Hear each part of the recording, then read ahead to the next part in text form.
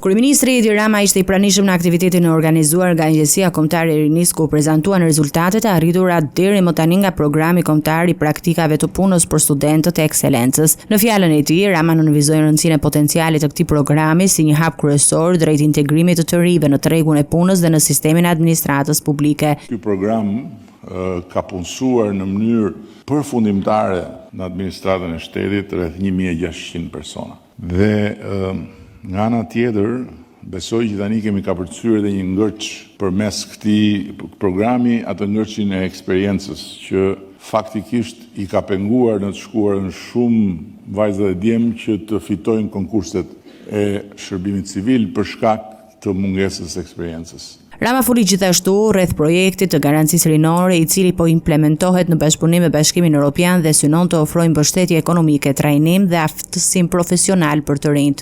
Ka si qëllim të ofrojë mbështetje ekonomike, të ofrojë trajnime dhe të ofrojë aftësim profesional për të rinjt.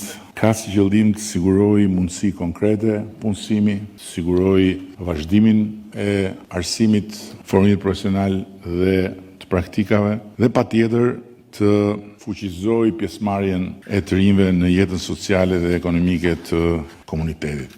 Sugjeroja me shumë dashamirësi që të njiheni me këtë projekt. Është një projekt edhe financiarisht I qëndësishëm, është rreth 65 milion euro, mos gabon, dhe të shikoni se si mund të angazhoheni me këtë projekt. Megjithatë, pavarësisht këtyre politikave dhe iniciativave inkurajuese për të rinj, tendenca e emigrimit vazhdon të mbetet shqetësuese. Sipas të dhënave të publikimit të Eurostat, vetëm gjatë vitit 2025, Shqipëria ka humbur rreth 18.300 të rinj në moshën 15-29 vjeç, duke ulur popullsinë e kësaj grup moshe me 4.32% në vetëm 405.832 të rinj. Këto statistika ngren shqetësimin për efektet afatgjata demografike dhe të zhvillimit ekonomik, duke treguar se megjithë përpjekjet për të krijuar mundësi dhe për të forcuar aftësinë profesionale, shumë të rinj po zgjedhin të ndërtojnë të ardhmen e tyre jashtë vendit. Rama nënvizoi se programet e punësimit dhe mbështetjes së të rinjve do të vijojnë, ndërsa theksoi rëndësinë e bashkëpunimit me partnerët ndërkombëtar